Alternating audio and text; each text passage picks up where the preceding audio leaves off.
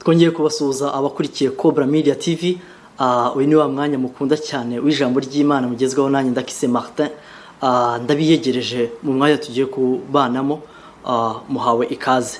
Mbere yuko tuganira ijambo ry'Imana, reka tubanze dusenge twegereza Imana ibashe kutuyoborwa n'Umwuka Wera tuvuga ijambo ryayo. Mwami Yesu Kristo, tugushimiye ko dukunda, utwitaho ukatumenyera ibidukwiriye. Tugushimiye ko udutungisha ijambo ryawe Mwami Yesu Kristo uko bwije nuko bukeye. Ikiruta byose nuko uhora utwifuriza kubona ubugingo buhoraho Mwami Yesu Kristo. Tugushimiye ko uduhaye uno mwanya wo kuganira ijambo ryawe. Turakwinginze kugira ngo ukoreshe umugaragu wawe Mwami Yesu Kristo, kugira ngo ibyo tuza kuvuga twe kubivuga ku bwacu, ahubwo tuvugishwe n'Umwuka Wera w'Imana, kugira ngo ibyo tuvuga bibasha kugira icyo bikora ku mitima y'abumva ijambo ryawe Mwami Yesu Kristo. Ngwino utuyobore muri byose dukora, byose bize kuba ku bw'icyubahiro cyawe Mwami Yesu Kristo. Ni mu izina rya Yesu Kristo dusenze twizeye, amen. Haleluya. Mwene data, ndakwiyegereje kandi uyu munsi dufite insanganyamatsiko cyangwa se sije ivuga ngo rinda neza ingabire yawe, cyangwa se rinda neza iby'Imana yaguhaye. Haleluya. Uyu munsi nashatse ngo tuze kuganira ku ngero, ni ingero nyinshi dusanga muri Bibiliya z'abasore cyangwa se inkumi bagiye barinda ibyo bahawe cyangwa se ingabire zabo. Haleluya. Ariko muri abo ngabo nahisemo umugabo umwe unezeza umutima wanjye uburyo yakomeje cyane ibyo Imana yamuhaye. Haleluya.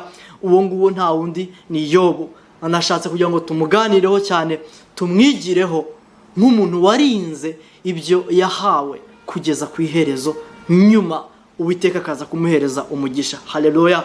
Reka tudatinze dusome ijambo ry'Imana. Ni muri Yobu kandi tuza gusoma igice cya mbere ku murongo wa 6 turagera ku murongo wa 10. Ndawiyegereje wowe ufite Bibiliya wasoma kugira ngo tuze kugendana neza, ariko cyane dukomeza dutekereze topic dufite no vango rinda neza ingabire yawe, hatagira ukwambura iyo ngabire yawe. Haleluya. Reka dusome mu izina rya Yesu Kristo. Yobu igice cya mbere ku murongo wa 6 kugera ku murongo wa 10. Ijambo ry'Imana rivuga ngo umunsi umwe abana b'Imana baje bashengereye Uwiteka, kandi na Satani yazanye nabo. Uwiteka abaza Satani ati, uturutse he? Nuko Satani asubiza Uwiteka ati, umvuye gutambagira mu isi no kuyizereramo. Uwiteka arongera abaza Satani ati, mbese witegereje umugaragu wanjye Yobu, yuko ari nta uhwanye nawe mu isi, ko ari umukiranutsi utunganye, wubaha Imana kandi akirinda ibibi? Maze Satani asubiza Uwiteka ati, ariko se ugira ngo Yobu yubahira Imana ubusa? Ntiwagiye umurinda we n'inzu ye n'ibyo atunze byose? Wahiriye umurimo w'amaboko ye n'amatungo ye agwiriye mu gihugu. Amen. Haleluya. Iyi ni incamake bene data dusomye ku nkuru ya Yobu, ariko tuyiganireho gatoya twumve. Uyu ni umugabo dukwiye kwigiraho twese, wakomeje icyo yahawe. Uyu ni umugabo Imana ubwayo yabonye imufata nk'urugero rw'umuntu ukiranuka. Ni umuntu Imana yishimiye imufata nk'urugero mu isi yose rw'umuntu ukiranuka. Yari yahawe gukiranuka, yakiranukiye Imana mu minsi yo kubaho kwe kose. Haleluya. Ijambo ry'Imana ku murongo wa 6 ryatubwiye ngo abamarayika bari baje bashengereye Uwiteka, ngo Satani nawe aza abakurikiye. Aje abakurikiye, Imana iramubaza se, ko wazerereye mu isi wabonye iki? Ese wabonye umugaragu wanjye? Haleluya. Kuko turabizi bene data akamaro ka Satani, cyangwa se icyo Satani akora ku bantu abari bo bose: ariba, arica, ararimbura. Ibyo niko kazi kiwe. Ijambo ry'Imana muri Petero wa mbere ibice 5 ku murongo wa 8 irongera rikavuga ngo umurongo wa 8 ku gice cya B, igice cya nyuma cyavuga ngo kuko umurezi wanyu Satani ngo azerera mu isi, ngo atontoma nk'intare, ngo ashaka uwo atontomera. Nta kindi kijya kizerereza Satani. Ntabwo aje gusura no gutanga amahoro, abaje kwiba, kwica ndetse no kurimbura. Uyu munsi Imana yabase ko wazerereye ka kazi kawe wagiye gukora, basi wabonye umukiranutsi wanjye. Haleluya. Yari yamubonye arangije aramubwira ngo namubonye. Amwe se wabonye ukuntu ari umuntu akiranuka mu nzira ze zose, ngo kandi yirinda gukora ikibi, yirinda gukiranuka kwiwe. Haleluya. Wabonye ukuntu yigengesera, yirinda gucumura ku Mana. Satani nabibonye. Ariko se ugira ngo, haleluya, ugira ngo Yobu akubahira ubusa? Ese yubahira Imana ubusa? Ati nuko wamuhaye, aratunze, aratunganiwe, afite ibyiza byose akenewe. Haleluya. Ariko Imana iramubwira ati wibeshe Satani we. Si iyo mpamvu Satani abwira Imana ati nimba ari uko bimeze, umume gato nyewe mugerageze turebe. Haleluya. Imana iramubwira ati okay, nuko ushaka. Imana yafashe Yobu, aranezerwa. Icyatumye Imana ibwira Satani ati wabonye umukiranutsi, Imana yabaye fier, yabaye proud ya Yobu kubera gukiranuka. Yakomeje gukiranuka mu buzima bwe bwose. Yobu yakomeje gukiranuka kwiwe. Haleluya. Arangije kuko Imana yari imufitiye icyizere, kuko Imana yari izi imbaraga zo gukiranuka kwiwe, aramubwira ati oya, sicyo. Kuba naramuhaye imigisha agatunga, kuba naramuhaye gutunganirwa ku isi, si ukubera ko, ntabwo ariyo mpamvu yonyine ituma anyizera, ntabwo ariyo mpamvu ituma akomeza gukiranuka kwiwe. Haleluya. Satani ntiyabyemeye, abati noneho reka turebe, nge nawe dutege ni nkako gutega. Abati umumpereze ngewe, umpa abana, umpa ibyo atunze, nurangiza urebe ko Yobu atakwihakana. Imana kuko yari imuzi Yobu, izi gukiranuka kwa Yobu, izi imbaraga zo gukiranuka kwa Yobu, izi ko Yobu adashobora gukiranuka kwiwe. Abwira Satani ati genda. Niko ijambo ry'Imana rivuga ku bice 2 ku murongo wa 6, avuga ngo ugende ngo haye ibyiwe byose, nabiguhaye byose n'umubiri we, ariko icyo nkwimye ni kimwe. Haleluya. Icyo nkwimye ni kimwe, nkwimye ubugingo bwiwe. Haleluya. Mwene data, Imana ishobora kwemera kugeragezwa, kuko ijambo ry'Imana riravuga ngo mureke ukwihangana gusohoze umurimo wako muri mwebwe, ngo kugira ngo mubashe ngo kuba abantu b'Imana buzuye cyangwa se bashikamye bakwiriye. Haleluya. Iki ni igihe Imana yemeye ko Yobu ageragezwa, ariko yimanye ubugingo bwe.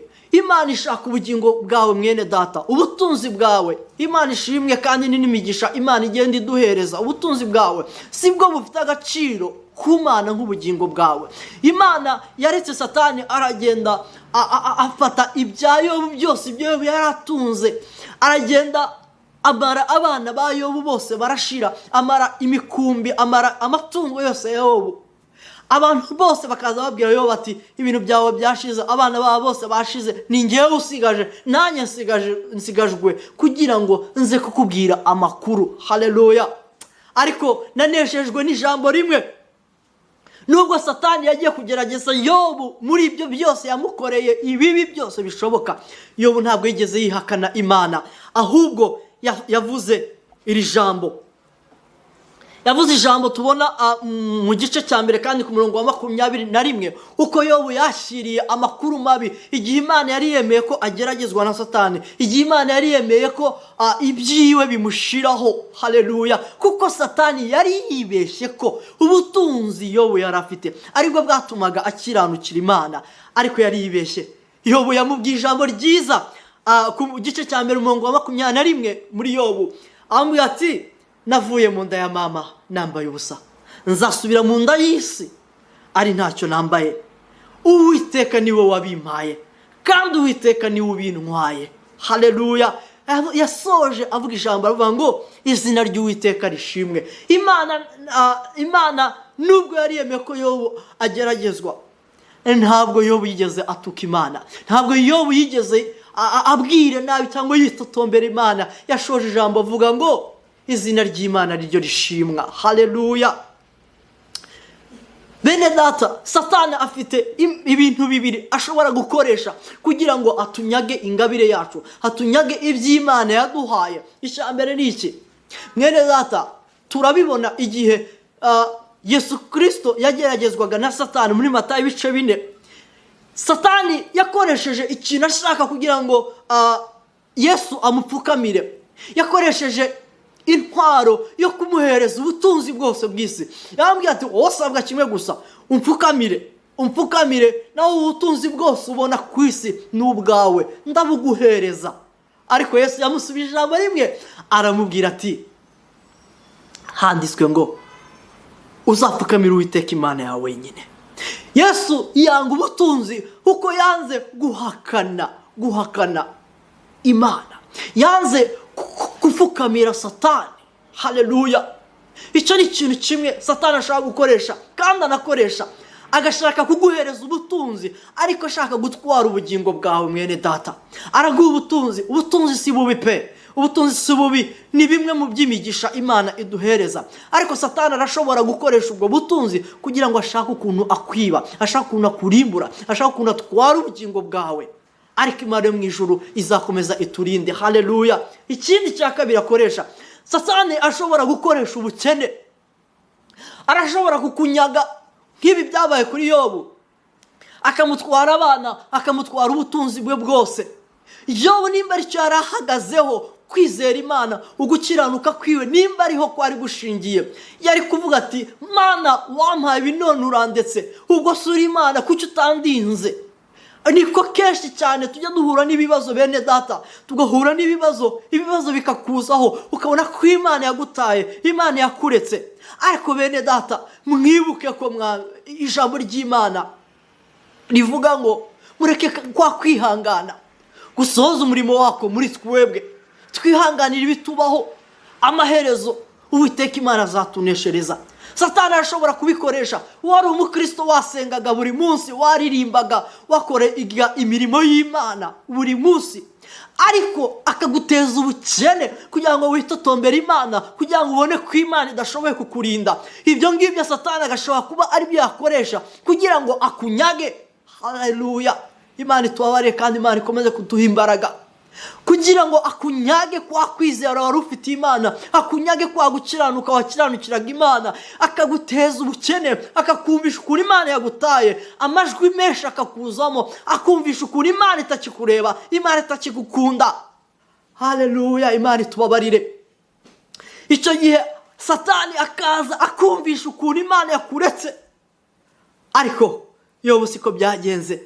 Yamenye ko Imana imukunda, yamenye ko Imana ari imuhaye ubuzima, yamenye ko Imana ibyo afite byose ari Imana yabimuhaye, kandi ari Imana ishobora kubyisubiza. Iyaba twari dufite bene data ibi bitekerezo, ukabona ko ibyo ufite byose byavuye ku Mana kandi ari nayo yabyisubirana, ukongera ukibuka neza ko ntacyo wazanye ku isi kandi ari ntacyo wazasubira nayo, twakongera tukagira umwanya wo kuramya Imana, wo gusenga Imana.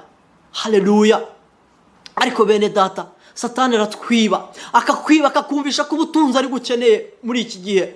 Ariko ijambo ry'Imana rivuga ngo mushake ubwami bw'Imana no gukiranuka kwayo, ibindi byose muzabyongererwa. Satani wazaza kumvisha ko ubukene ufite ukwiye gushaka amafaranga hasi hejuru, iby'Imana uzaza uyishaka nyuma, kugira ngo arebe uburyo ashobora kukwiba, arebe uburyo ashobora kukunyaga ingabire wahawe n'Imana. Kwa gusenga kwawe ukaguta, kwa kuririmba kwawe ukaguta, kwa kuramya Imana, kwa guha Imana icyubahiro kwawe ukabita.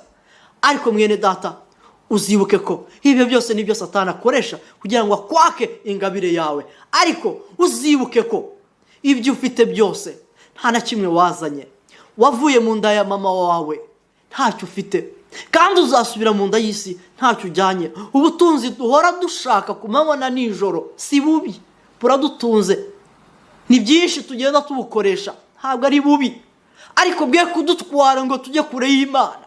Satani ntamukoreshe kugira ngo yibe ingabire yacu. Haleluya! Imana yo mu ijuru iduhereze imbaraga. Mwene data, mureke twese tubyitwaremo nka Yobu. Yavuze ngo nubwo ibi bimbayeho, ntacyo nazanye kuri ino si, nta n'icyo nzasubira nayo. Haleluya! Aravuga ngo Imana niyo yabimpaye kandi niyo ibisubiranye. Satani aba aratsinzwe, Satani aratsindwa kuko yari azi ngo nakora icyo ngicyo akoze Yobu arahita yihakana Imana, arahita areka Imana. Haleluya. Abonye ko asinzwe ku buzima bwa Yobu, haleluya, ahita ashaka indi nzira yakoresha. Yahise akoresha inzira ajya mu mugore wa Yobu, yinjira mu mugore wa Yobu ashaka kugira ngo arebe ko umugore ashobora gufasha Satani kumvisha Yobu ko akwiye kwihakana Imana. Haleluya. Yesu ahabwa icyubahiro. Reka dusome muri Yobu igice cya 2 ku murongo wa 9 kugera ku wa 10, twumve indi metode ya kabiri Satani yakoresheje. Satani yagiye mu matwi y'umugore, arangije imyumvire y'umugore irahinduka. Umugore wa Yobu avuga gutya, tubisome muri Yobu igice cya 2 ku murongo wa 9 kugera ku wa 10. Umugore we aramubwira ati, mbese n'ubu uracyakomeje gukiranuka kwawe? Ihakana Imana wipfire. Haleluya. Haleluya. Iki nicyo gitekerezo Satani yashize mu mugore.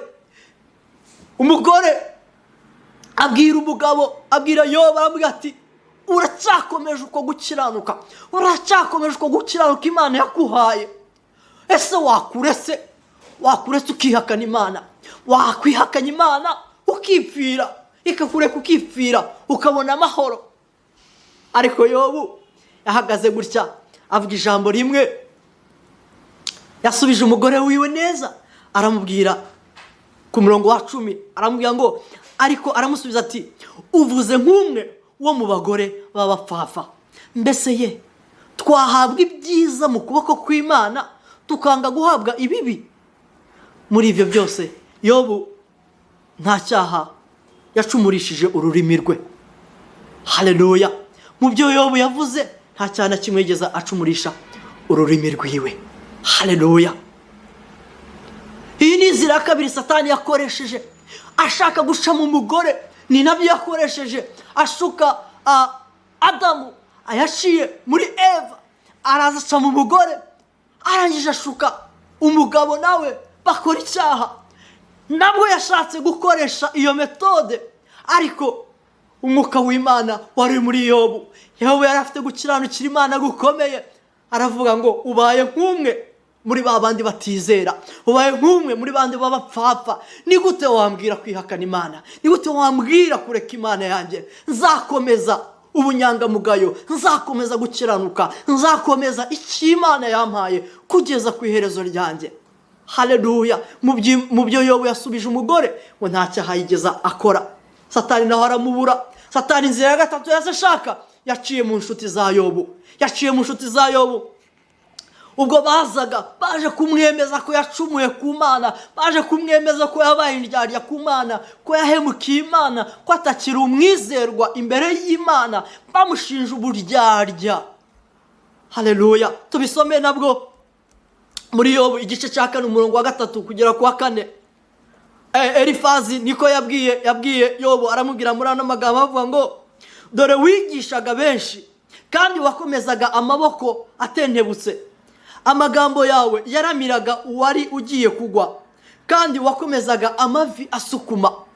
Ayo ni amagambo Elifazi yashatse kumubwira, ashatse kumwereka ko kera yarameze neza, yakoze neza, yari umukiranutsi wishimirwa, ariko yacumuye ku Mana. Nibyo yashatse kumwumvisha, amwumvisha ukuntu yataye Imana, amwumvisha ukuntu yahemutse ku Mana. Niyo mpamvu ibyo ari gucamo inshuti ze zatangiye kubimwereka, ariko nazo ni uburyo Satani yari yakoresheje kugira ngo yereke Yobu ko yacumuye ku Mana, ko Imana itakimwitayeho, ko atakiri mu Imana yifuza kugira neza, ko ari mu bantu bacumuye ku Mana, Imana itakimureba. Haleluya. Hari n'amagambo inshuti zaje gukoresha kuri Yobu kugira ngo zirebe ko ashobora kuva ku Mana ye. Haleluya. Nubwo izo nzira zose Satani yaziciyemo, ashaka kugira ngo yake Yobu ingabire yiwe, icyo Imana yamuhaye. Yobu yakomeje kunamba ku Mana, yakomeje kuguma ku Mana ye. Yobu ntabwo yigeze ava ku Mana ye, ntabwo yigeze areka gukiranukira Imana. Yakomeje gukiranukira Imana kugeza igihe Imana yamwibutse, irangije iramutabara. haleluya. Imana iramutabara imuhereza ibiruta ibyo yari afite mbere, haleluya. Benshi bamenya ko Imana ari kiri kumwe nawe. Satani aratsindwa kuko atarashoboye kwaka ingabire Yobu yahawe, ugukiranuka Yobu yahawe. Yobu yakomeje gukiranuka kwe kugeza ku iherezo rye. Nawe mwene data, wowe nanjye, n'iki Imana dushakaho? Mureke dukomeze gukiranuka, dukomeze agakiza twahawe. Nimba uri umuvugabutumwa, komeza ivugabutumwa ryawe. Wirinde ko Satani yaza akaguconshomera nk'uko muri Petero wa mbere ibice 5:8 avuga ngo arazerera ku manywa na nijoro ashaka uwo aconshomera, ngo atontoma nk'intare, ashaka uwo yakura mu gakiza, yakura mu gukiranuka kw'Imana, yakura mu bana b'Imana. Niko kazi kiwe, kwiba, kwica no kurimbura. N'umujura arashaka kukwiba. Ariko wirinde mwene data, ukomeze ingabire wahawe, ukomeze gukiranuka, ukomeze agakiza wahawe, haleluya. Natwe nibyo dusabwa muri iki gihe. Paulo yandikiye Timoteyo muri Timoteyo wa mbere igice cya 6:20 yamubwiye ijambo nanjye nakubwira uno munsi, nanjye mbwirwa uno munsi. Yabwiye Timoteyo, aramubwira ngo Timoteyo we, ujye urinda icyo wagabiwe, uzibukire amagambo adakwiriye kandi atagira umumaro, n'ingirwabwenge zirwanya iby'Imana. Ubirinde Timoteyo we, Peter we, Pierre we, Jean Paul we, Manuel we, wowe uri kunyumva wese, aho yabwiye Timoteyo uhashyira izina ryawe. Urinde cyane ibyo wagabiwe. Umurimo w'uburirimbyi ufite, umurimo w'ivugabutumwa ufite, umurimo uwo ari wo wose, ibyo ukora byose ku bw'icyubahiro cy'Imana, ubirinde. Ngo kandi wirinde ingirwabwenge n'abandi bose baza barwanya iby'Imana. Ubirinde. Kubera iki Imana igusaba kubirinda? Haleluya. Ni iyihe mpamvu Imana igusaba kubirinda? Tubisange mu Byahishuwe igice cya 3:11.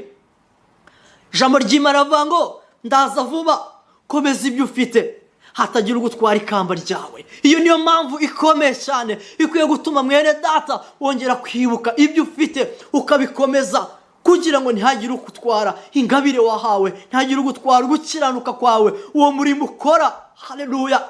Nimba uri umuririmbyi mwene data, Satani ntazaze ngo akumvishe uko ari wowe urenze, uko ari wowe ukomeye kurenza abandi, ngo nurangiza kubibemo imbuto yo kwishyira hejuru, ashaka ukuntu akwiba ingabire wahawe n'Imana. Nimba uri umuvugabutumwa, wirinde mu nzira zawe zose. Satani adashaka aho amenera kugira ngo agutware ingabire wahawe.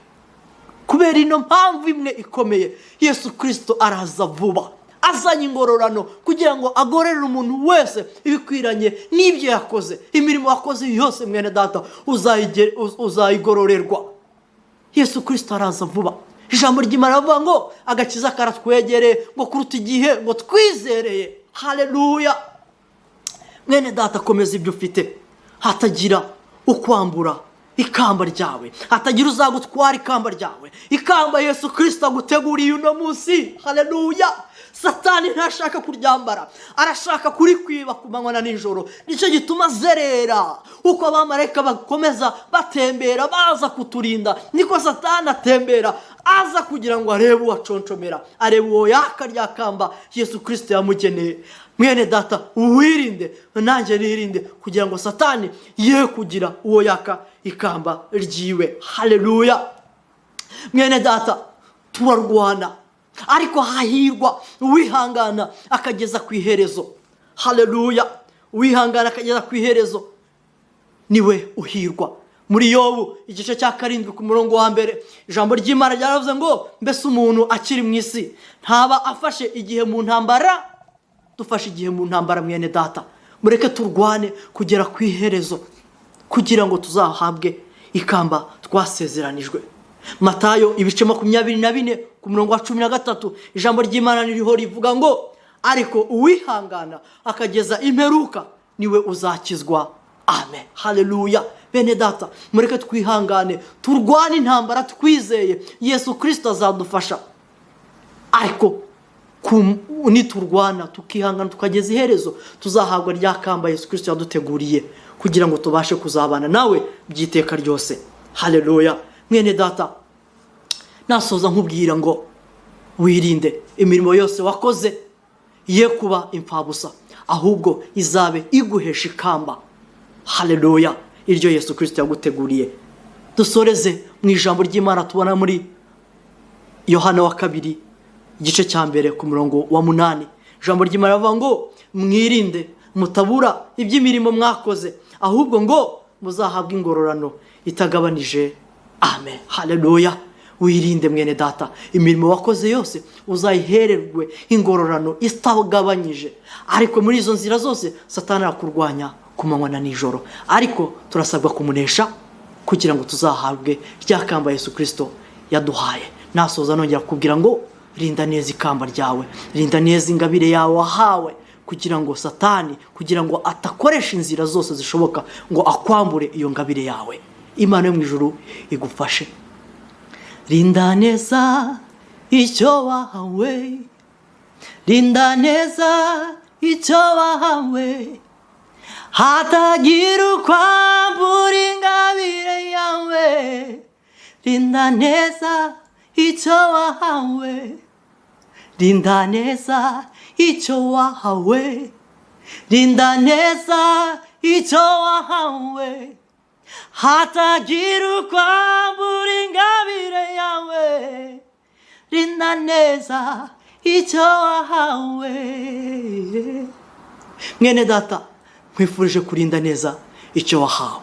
Amahoro y'Imana abane nawe. Yesu Kristo turagushimiye ko udukunda, ndagushimiye ko waduteguriye ikamba.